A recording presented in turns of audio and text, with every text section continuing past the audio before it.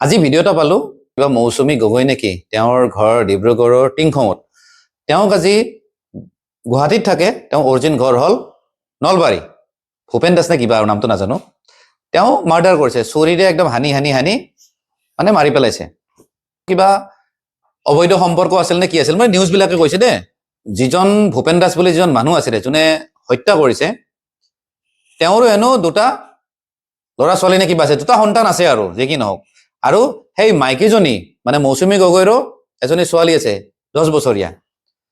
তেওঁ বিয়া হোৱা এওঁৰো ঘৰত সংসাৰ আছে আৰু মাইকীজনীৰ তেওঁৰ গিৰিয়েক নাই নেকি মই শুনিছো গিৰিয়েক হেনো কিবা এক্সিডেণ্ট হৈছে কিন্তু কথাটো হ'ল তেওঁৰ যিহেতু এটা বাচ্চা আছে বেলেগ মতাৰ লগত সম্পৰ্ক কিয় ৰাখিব লাগে আৰু এইজন ভূপেন দাস নেকি ই বেলেগ বাচ্চা থকা মাইকীৰ পাগল কিয় হ'ব লাগে সেইকাৰণে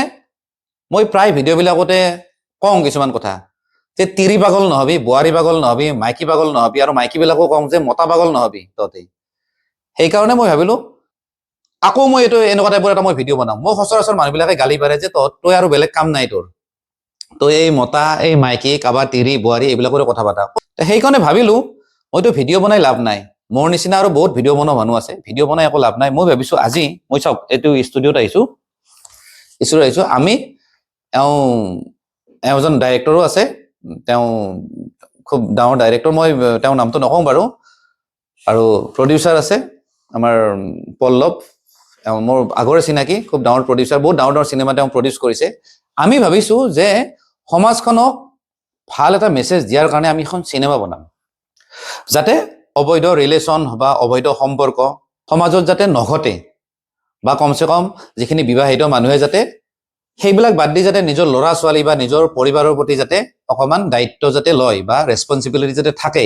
তেনেকুৱা মেছেজ দিয়াৰ কাৰণে আমি ভাবিছো এখন চিনেমা বনাম কিন্তু আমাৰ খুব সৰু ল'ৰা সি স্ক্ৰীন প্লে ডাইৰেক্টৰ সি কৈছে যে দাদা চিনেমা বনাই লাভ নাই কাৰণ চিনেমাটো মানুহে এবাৰ চাব আৰু এবাৰ চাব তাৰপিছত মাথাৰ পৰা উলিয়াই দিব যিহেতু ইমান বুজোৱাৰ পিছতো মানুহবিলাকে বাৰে বাৰে ভুল কৰে মতা মানুহবিলাকে তিৰি পাগলৰ নিচিনা লাগি থাকে আৰু তিৰিবিলাকো মতা বিচাৰি ফুৰে গতিকে সেইকাৰণে আমি চিনেমা নবনাওঁ আমি ৱেব ছিৰিজ বনাম হয়নে ৰাইট গতিকে চিনেমাখনৰ নাম আছিল খুজতি তো আমি ভাবিছো খুজতি বুলি চিনেমা নবনাওঁ আমি খুজতি বুলি আমি ৱেব ছিৰিজ ৰিলিজ দিম খুজতি প্ৰথমখন খুজতি ছেকেণ্ডখন হ'ব আকৌ খুজতি তৃতীয়খন হ'ব ৰাতিৰ খুজতি 4 নম্বৰখন হ'ব ঠাণ্ডা দিনৰ খুজতি 5 নম্বৰখন হ'ব ৰাতিপুৱাই উঠা খুজতি মানে খুজতিৰ আমি বেলেগ বেলেগ ভাৰ্চন ৰিলিজ দিম আমি তেনেকুৱা ধৰণৰ প্লেনিং কৰিছো যাতে সমাজখনে বা মানুহে যাতে ভাল এটা মেছেজ পায় যি কি নহওক আৰু এইবিলাক একচুৱেলি কি জানেনে যদিও আমি ছ'চিয়েল মিডিয়াত কিবা কিবি দুই এটা কথা পাতো আমাৰো অকণমান দায়িত্ব আছে যে সমাজখন আমি কেনেকৈ ভাল কৰোঁ আৰু মোৰ লগত ডক্টৰ এজন আছে তেওঁক মই সুধিলোঁ যে চাওক এই যে মাইকী মানুহবিলাকে কিছুমান মানে মই বেয়াখিনি কথা কৈছো দেই তেওঁলোকে কিয়নো ইমান ল'ৰা ছোৱালী থকাৰ পিছত নিজৰ সতি সন্ততি থকাৰ পিছতো বেলেগ মতাৰ প্ৰেমত কিয় পৰে তেতিয়া তেওঁ ক'লে তেওঁ ডক্টৰ হয় দেই তেওঁ আছে তেওঁ কিন্তু ইণ্টাৰেষ্টিং কথা ডক্টৰজনে আজি কেমেৰাটো ধৰি আছে ডক্টৰ আপুনি ক'ৰ ডক্টৰ আছিল ক'ৰ পৰা পঢ়িছে লন নে লণ্ড আচ্ছা লণ্ডন নহয় লণ্ডন তেওঁ তাৰ পৰা পাছ কৰি আহিছে তেওঁ এটা কথা কৈছে যে একচুৱেলি মাইকী মানুহৰ কিছুমান ভিটামিনৰ অভাৱ হয় আৰু সেই ভিটামিন মই তেওঁক সুধিলোঁ যে ভিটামিনবিলাক খাব লাগিলে বা তেওঁ পাব লাগিলে কি কি খাব লাগিব কি কৰিব তেওঁ তেতিয়া কথা ক'লে একদম ইজি আৰু অসমত সেইবিলাক বস্তু পায় মই সুধিলোঁ কি বস্তু তেওঁ ক'লে যে কিছুমান সচৰাচৰ আমি সঘনাই বজাৰত পাই যাওঁ কিছুমান পাচলি যেনে তিয়ঁহ কিন্তু ডাঙৰ ডাঙৰ দেই তিয়ঁহ মূলা গাজৰ বেঙেনা এইবিলাক তেওঁ খাব দিছে তো তেনেকুৱা গতিকে অবৈধ ৰিলেশ্যন কৰাৰ আগতে তেনেকুৱা ধৰণৰ পাচলি আপোনালোকে খাওক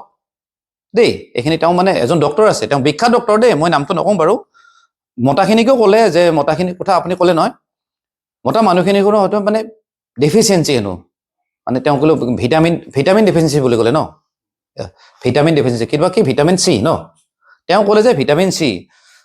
এতিয়া কথাটো তেওঁ ক'লে ভিটামিন চিটোতো সচৰাচৰ আমি মানুহে খাই থাকোঁ আমাৰ নেমু খালেও ভিটামিন চি পায় কমলা খালেও পায় এনি কাইণ্ড অফ যদি আপুনি টেঙা খায় ভিটামিন চি পায় তেতিয়া তেওঁ ক'লে যে ভিটামিন চি নহয় চিটো হ'ল SHE